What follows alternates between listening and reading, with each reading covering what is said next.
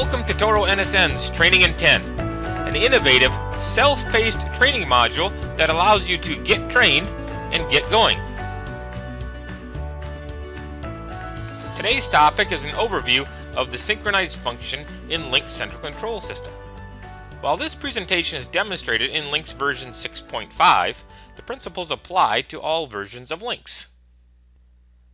Covered in this Training in 10 is a description of what is synchronizing, what happens when you synchronize, information about Lynx Flow Manager, how to schedule synchronization, how to check to make sure your system has synchronized, how to manually synchronize, and other NSN training ideas that are designed to help you become a better manager of your Toro Lynx irrigation system.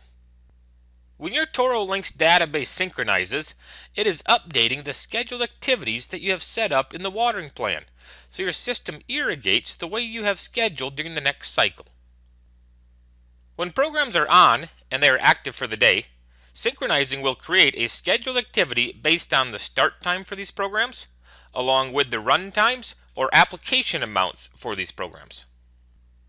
When your database synchronizes, either manually or automatically, Flow Manager creates a schedule for all of your active stations based on a number of priorities, resources, and parameters. What happens next after synchronizing depends on the field hardware type that you are using. For OSMAC and original 2-wire GDC systems that do not have a smart hub, after the system synchronizes, Lynx is then in a waiting state, so at the appropriate time when a station is scheduled, Lynx will start sending out commands live to the hardware to run those stations. With these hardware types, Lynx has to be on and running to be able to send out each command during the irrigation cycle. For Network VP, Lynx Smart Satellite, and 2-wire GDC-R systems with a smart hub, after synchronization, Lynx downloads the scheduled activity to these hardware types into the individual satellite or smart hub. Then during the irrigation cycle, the satellite or smart hub will execute start and run times in the field, rather than Lynx telling each individual satellite what to do during the watering cycle. This download process happens individually for each satellite or smart hub, and Lynx takes several steps to complete it.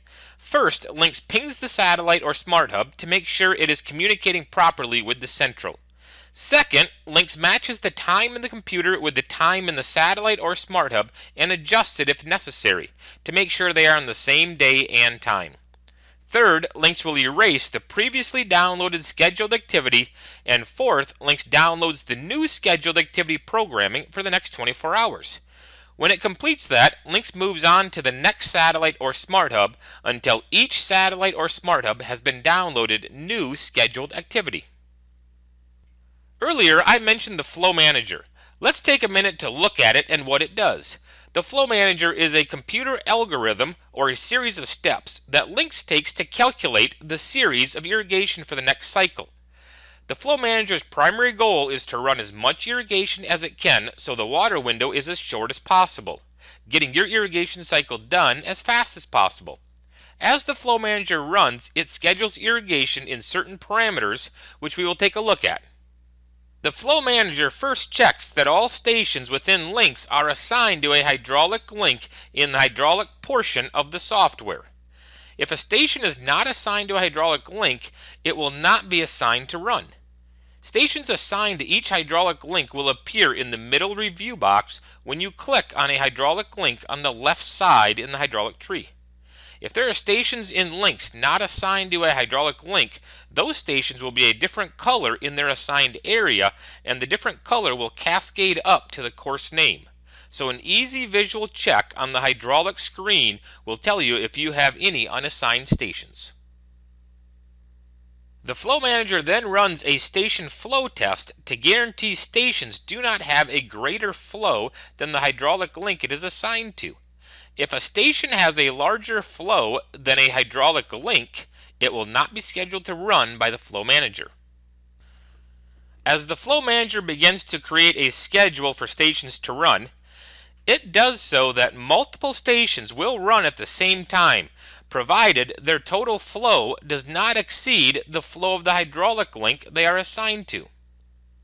There are several other parameters that go into links when calculating what stations can run with each other. How many stations can be turned on simultaneously, found in the control system under simultaneous stations, and what is the electric capacity of the system on how many stations can be turned on, also found in the control system under amperage. All of these parameters allow the flow manager in links to calculate what stations can be turned on, where and when, and in what order when synchronizing.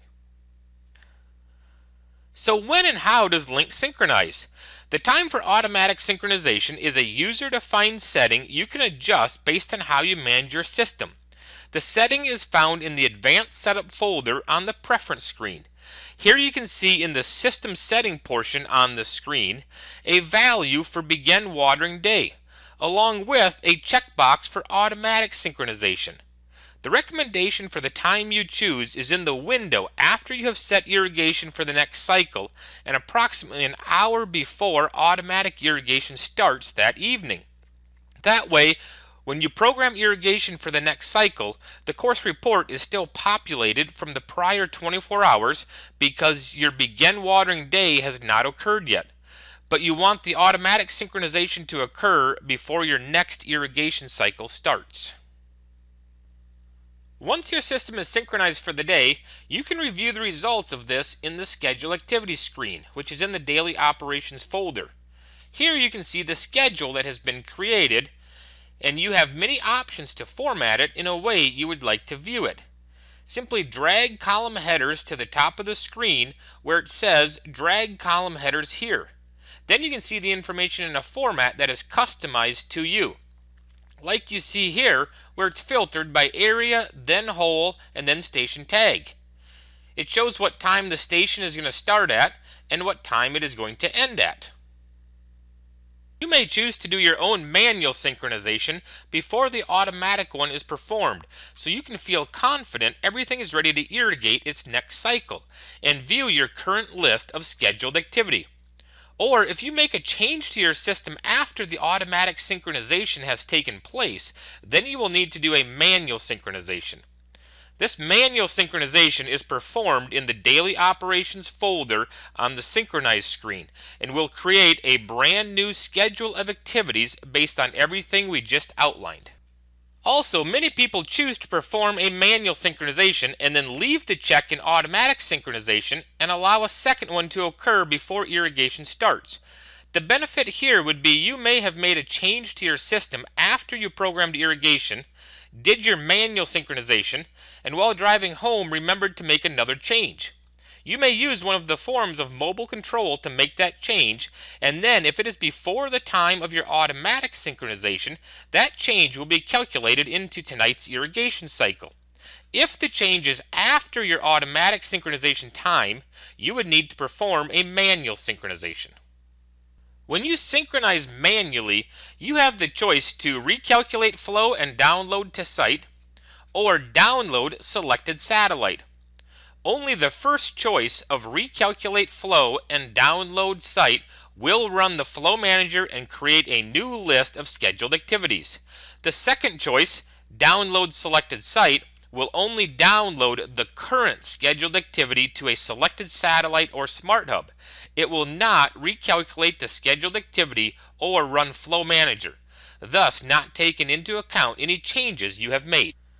If you have a download hardware type with two-way communication, like VP, Link Smart Satellite, or Link Smart Hub, then you also have the option to accept any changes made in the faceplate in the field under Modified Stations.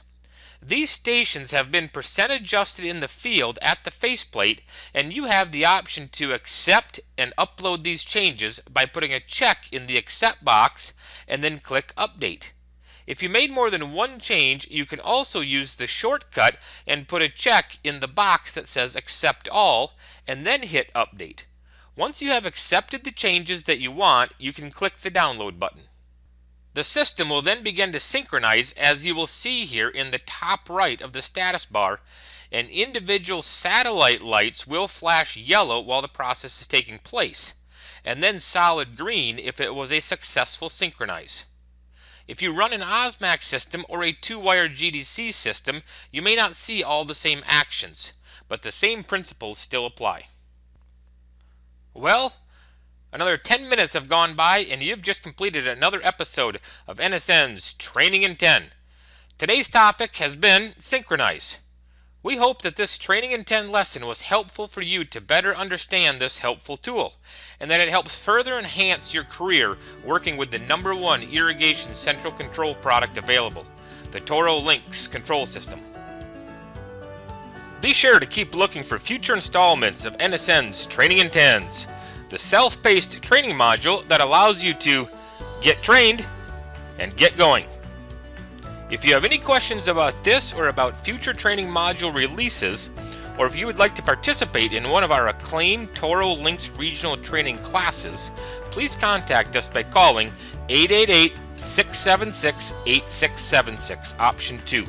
Once again, that's 888-676-8676, option 2.